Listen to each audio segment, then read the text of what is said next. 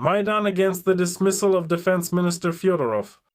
And there should be a lot of interesting things happening there. Today we'll talk about it. But before we start, I want to show you, well, the so-called defense activities of some citizens who, for some reason, are called TCC summons servers. I don't know why, but that's just how it is.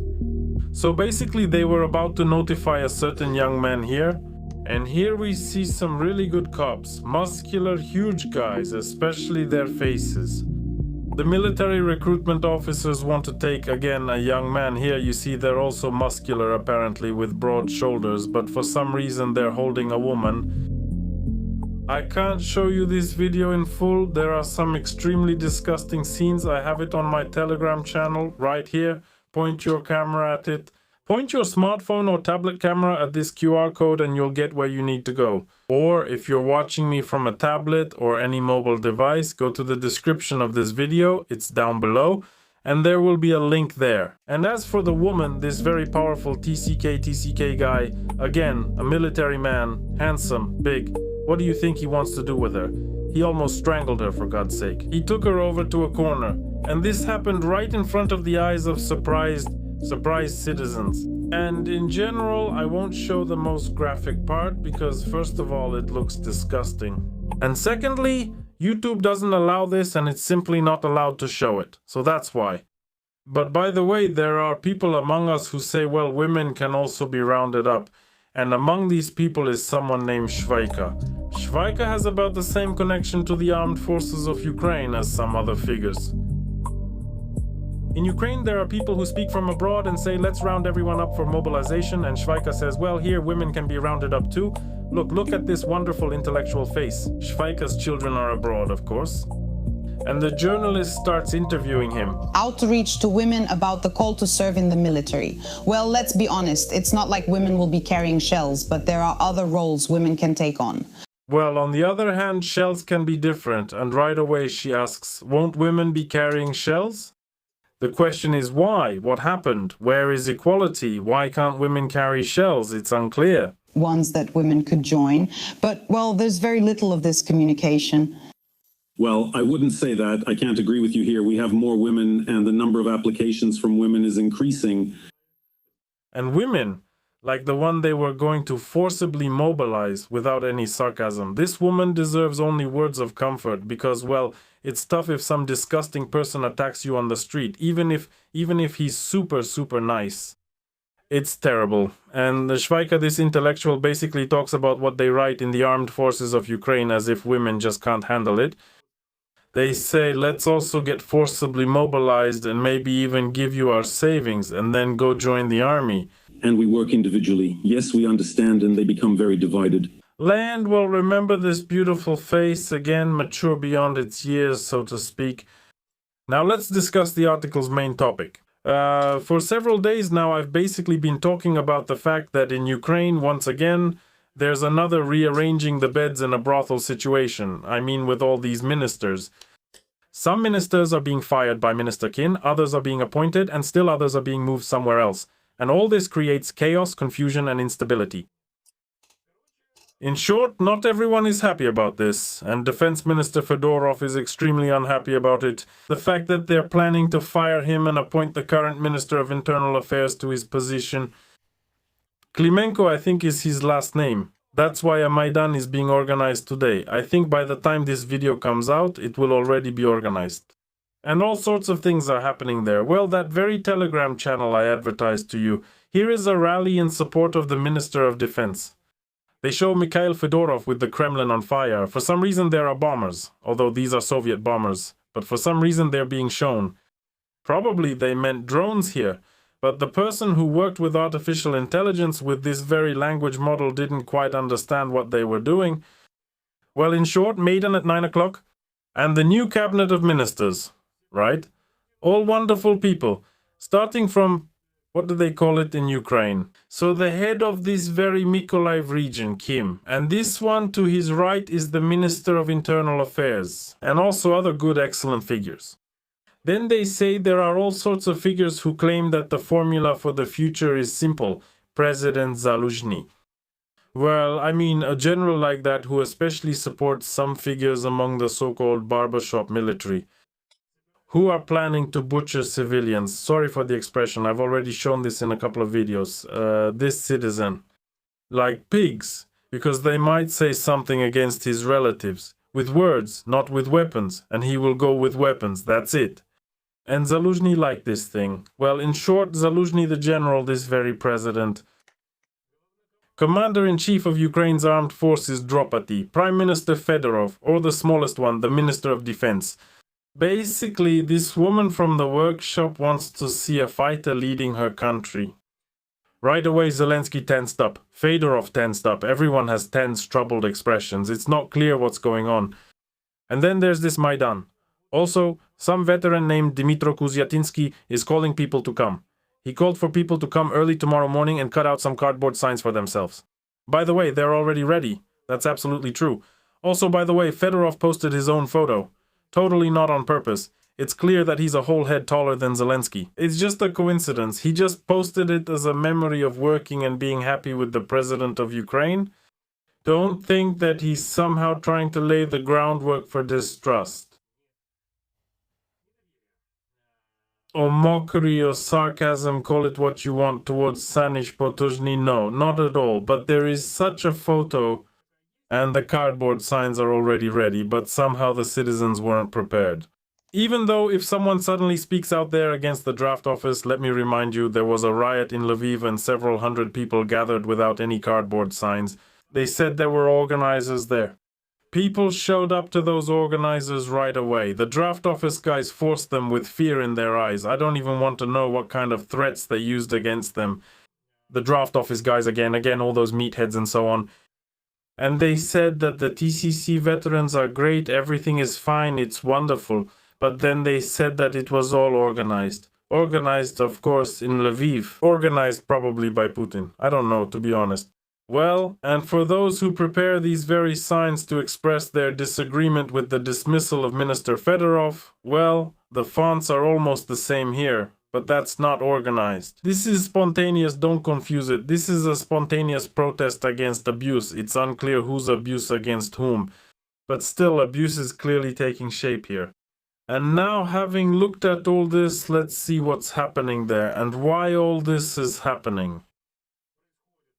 First, we have a photo of Zelensky. God bless those who take good photos. And God bless the inventor of these microphones with the wonderful fluffy covers. I'm being completely straightforward here. I'm just happy as a specialist that the wind doesn't affect it. And when you speak, it quietly muffles the sound. But look, it's a wonderful shot. These microphones are a perfect fit for the speaker. Next up is Fedorov himself. Here the media, or rather, have stated why Fedorov is not suitable for the position of Minister of Defense. It is said that they want to replace him, that's already a fact. And they say that the president is keeping Fedorov on the team, but without a specific position. Apparently he will, I don't even know what he can do. Well, maybe launch drones or grill kebabs, and he'll be the Minister of Grilling Kebabs in Yalta. Or maybe some new minister for bringing back some Ukrainians. It's unclear which Ukrainians abroad actually want to return. In short, there are a lot of positions, and they're telling us that nothing is known yet about Fedorov's future, so he remains without a position. But the reason for the reshuffling is a conflict. At a meeting with the faction, Zelensky talked about serious disagreements between Fedorov, commander-in-chief of Ukraine's armed forces Syrsky, and the military command. Let me remind you that this very Fedorov has been in his position for about half a year. That's a huge amount of time. Again, he's shown there all those TU strategic bombers which apparently this very Fedorov was launching on his own.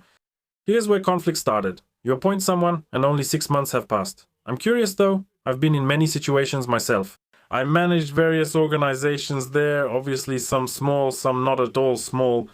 But when you appoint a person, you do it based on your own considerations, whether they're a professional or not, or one of your cronies, like it happens now. And suddenly 6 months go by, now he's an enemy of the people, he disagrees, he's doing something bad, and that's it. Here we're told that Fedorov and Syrsky might have different views on the war. The Ministry of Defense made purchases at its own discretion. and not according to the requests of the general staff and the military. Well, apparently some financial flows didn't match up. Satellites like the ones Prytula launched weren't being sent up. All those other types of drones weren't being launched either. And once again, completely blocked. The sticking point was the purchase of artillery shells. Together with Klimenko, he's the Minister of Internal Affairs who suddenly became the Minister of Defense. But you see, he's a good specialist, talented in everything. It's like that guy Yuga was. And to the main one, what's his name? The Chief Prosecutor of Ukraine. And as the Minister of Internal Affairs without any legal education at all. How is that possible? Well, it's a democratic country, you see. And then what do they tell us? The ministers of education and science keep changing. Then a minister appears for veterans and internally displaced persons. The Deputy Prime Minister for European Integration is suddenly not Kachko, but some Vsevolod. The Minister of Justice is Denis Maslov, and the Minister of Digital Transformation is Oksana Furchuk. All these people are wonderful. I don't know if you know them. Personally, I don't. At least I'd heard of the previous ones somewhere before. These ones, not at all. But somewhere social mobility is working. And I think that's great. They tell us a bit more about the disagreements between Minister Fedorov and Zelensky. And here it is said that the head of state was dissatisfied that the Ministry of Defense was making separate decisions about purchases without taking into account the position of the General Staff. Zelensky expects that if the former Minister of Internal Affairs Klimenko is appointed, he will improve the organization of mobilization efforts. That is, it's not clear here how the two previous paragraphs I showed about the procurement of shells are connected. And here it suddenly turns out that apparently the mobilization plan has failed. That is, all these harsh actions towards citizens on the streets, including attempts to haul women into conscription vans in Temanogu, well, what I showed earlier. Apparently that's still relatively mild. If Klimenko gets appointed to this, it'll be something else entirely. Klimenko might take the lead. This is the Minister of Internal Affairs, Ivan Vygovsky. In short, he's an associate of Klimenko. And on top of that, again, they're promising Fedorov that he'll be on the team. Then we're told that the most talented people in the leadership of Ukraine immediately started leaving. Especially those who, often go to barbershops. I mean, invent drones and present their inventions to the public. So there's this guy, Flash, that's his nickname. I don't even know his last name. Oh, Bex Restnov. Yes, the nickname works better here. Use Flash. In short, Flash informed us that he's stepping down as an advisor to the Minister of Defense. Well, it would be interesting, of course, if the Minister of Defense was fired, but Flash stayed on as the advisor to the Minister of Defense. But look, that's powerful. Some piece of metal with bullet holes, not holes but dents. It stays next to this Flash guy. On his Telegram channel, the radio technology specialist said that he is resigning from his position. It's unclear what this thing is doing next to him. He will no longer be able to help manufacturers, developers, and the military in securing victory. In short, victory is over. There is no victory. And no one can do anything about it. They just removed one person. That's it. And can you imagine? Even Sternenko left. Even without Sternenko. And he's the kind of guy who sticks his nose into everything with all sorts of Rusarizi around too. And drones are being launched from near Kyiv along with the big head Karps. But now Sternenko is no longer an advisor either.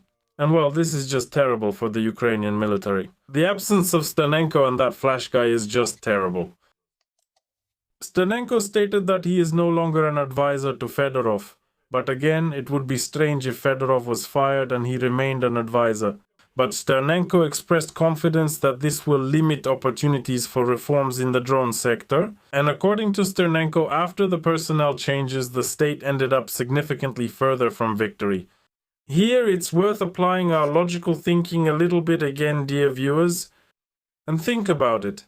It turns out that with Fedor Sternenko and that other character nicknamed Flash, apparently victory was somewhere nearby. You could almost touch it, smell it, weigh it. But now, suddenly, victory has gone somewhere far away. But just because you've never seen or heard victory, it doesn't mean it doesn't exist. It's out there somewhere. That's why Sternenko is telling us where it is and how to find it. But he says that his foundation, which by the way still hasn't provided any reports, will continue to supply the military with top quality products. I don't know if he means iPhones or drones, but the amount of such aid will decrease. In short, it's all very strange. First of all, Stenenko collects his donations from ordinary people, not from Fedorov. It's not Fedorov who gives him money. But he says that if Fedorov gets fired, then suddenly the flow of drones decreases. Several questions arise. There are many, but the main one is if you collect money from ordinary citizens and these citizens donate to you regardless of the circumstances or the presence or absence of this very Fedorov or that very character with the nickname Flash with that same board with the bullets, then how can this possibly affect the flow of drones? Honestly, I don't really understand. Maybe the Minister of Defense invested some personal funds into drone production, then it would make sense. If not, I don't really understand what's going on. But even Sternenko says that in half a year, many plans couldn't be realized. They couldn't. Can you imagine? Just no luck? He explained this by bureaucratic obstacles and artificial delays from people who, according to him, are hindered by army reform. Honestly, I've always said that if a leader suddenly appoints someone as a manager and suddenly under their leadership things start falling apart and don't work as they should. In the organization, if work processes are not streamlined, people, for example, are quitting, then probably the problem is that this manager is not entirely professional or simply not suitable for the position in this particular company. But Sternenko claims that no, it's not Fedorov who's bad, it's everyone else. So that's how things are. He even called him the best defense minister in the history of Ukraine. In my opinion, honestly, the best defense minister is the one who doesn't allow war to happen. You can argue with that in the comments, of course. I might be wrong, but for example, in the US, honestly, when they started the war with Iran long before that, they honestly called the Ministry of Defense the Ministry of War. And that very Hexet, a former participant in various things, a show host and also a veteran of all sorts of events, suddenly became the Minister of War, not Defense. So if you're waging a war, call the person the Minister of Defense. But here, it looks a little strange. But the most interesting thing is, it's not even about the Minister of Defense, not about those cardboard Maidans. I mean the reliable and super well-organized Maidans. The spontaneous ones that are organized, just don't forget your cup and a good mood. A cup of tea, not what you were thinking. But look, the Prime Minister is no longer Prime Minister Kini, that's Yulia, what was her name again, but the former head of Naftogaz. The previous head of Naftogaz, Chernyshov, Zelensky's crony, suddenly. Then it turned out that Zelensky, by the way, explained even before he became president that nepotism is very bad, it's wrong and absolutely unacceptable. But apparently it happened by accident, especially these villas that they build next to each other. It's called the Dynasty Cooperative. Don't confuse it with the O0 Cooperative. So, this very Chernyshov was a minister, the Minister for Ukrainian Unity, and then suddenly he disappeared somewhere when he was accused of corruption. Now another representative, the head of that same Naftogaz, becomes the Prime Minister. Well, here's the question again. Well, okay, he has some experience in managing administration, in leading and organizing some business processes, but it's absolutely impossible to understand what he'll do as Prime Minister. Of course, you could ask the Ministry of Rhetorical Questions, Zoloty here, or Molokny Ri, but for now it's still working on our previous questions, dear viewers. And this figure, Serhii Kuzmin, the Turkish one, is becoming the new Prime Minister, and we congratulate him on that. And he was appointed so that he could suddenly manage Ukraine's energy sector and prevent it from getting dragged into all sorts of nasty messes so that it wouldn't get bombed. Here again, a question arises for the Ministry of Rhetorical Questions. Why, for example, is that same Mustafa Naim, who organized the Maidan himself 4 or 5 years ago, also calling on students to bring tea and a good mood with them? And then suddenly he ended up being responsible for the energy defense, the protection of Ukraine's energy nodes. And he was talking about how there is funding. They came up with a gradation of protection by degree, again from minimal to maximal. And then they said that there was somehow no protection. And Naim somehow just, well, He's an anti-corruption fighter, but his brother bought a Mercedes for 170,000 euros. A Mercedes not for 20, not for 30, not even for 60, like Alina Mikhailova, you know, the one who was talking about 2 hryvnias, but for 160, for $170,000, he bought himself a Mercedes. So anyway, and Mustafa Nayem, this crystal clear, honest man, suddenly announced that, well, we tried to protect the infrastructure, but that's what he said. He thought that, well, вы представляете? And now, after the victory over Russia and the bombing of oil refineries, fuel prices in Ukraine itself are rising, with gasoline reaching up to 90 hryvnias per liter. As far as I understand, that's about 2 euros, by the way. Those are quite European prices. How much do we have here? 1. Somewhere around 1.4 euros, somewhere 1.7, somewhere 1.8. It depends on the quality of the fuel and the gas station itself. But 2 euros per liter for Ukraine, that's a whole different story. In Ukraine, they say a new wave of fuel price increases may start in the coming days. If the forecasts come true, gasoline and diesel fuel will go up by 10 to 12 hryvnias per liter. And at some gas stations, their price may approach 90 hryvnias. But when the government says, or rather hints, that something may approach a certain price threshold, it means it will surpass that price threshold. And just like Serhiy Bubka, with all due respect to this athlete, no sarcasm intended, it's just an analogy, it will jump over that bar and keep going further. It will keep going as fast as possible. The reason they tell us is the escalation in the Middle East. So, the bombing of Russian oil refineries and the ban imposed by those same Russian officials on exporting gasoline and other fuels. Naturally, this has no effect, nor does the activity of these people. Nevertheless, we have another warning. Ukrainians, they say, pay less for electricity than Europeans, but everything can change. An expert has issued a warning. The problem here, of course, isn't with the expert, but it turns out there are some long-term contracts and something else involved. But the average weighted price has increased with the contract for the population, so everything will get more and more expensive. In short, the improvement is obvious. It's just swapping one thing for another. Everything is great. Goodbye, everyone. The green power has grown stronger. Good morning, good morning. What? Today at 9 a.m. Kyiv time, a Maidan protest is supposed to start. A little digression. Are you tired? It's already the 5th year of the full-scale invasion. The men who wanted to go defend Ukraine went long ago. What should we do with those men who fundamentally don't want to go and defend? Force them? Force them.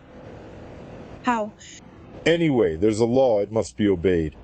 If you don't want to comply, then you're breaking the current law, so be held accountable under the law. Court decisions, imprisonment, fines. I absolutely believe that those citizens who deliberately evade their duty to defend, and I stress, not those who have exemptions for various reasons, whether legal or illegal, should at least lose their voting rights. Well, why is that? A guy who swims across the Tisa River or hides from the military recruitment office under a woman's skirt while hundreds of thousands of others are giving their lives and health. Why is that? Someone like that worm is supposed to decide the future of this country. I don't understand it.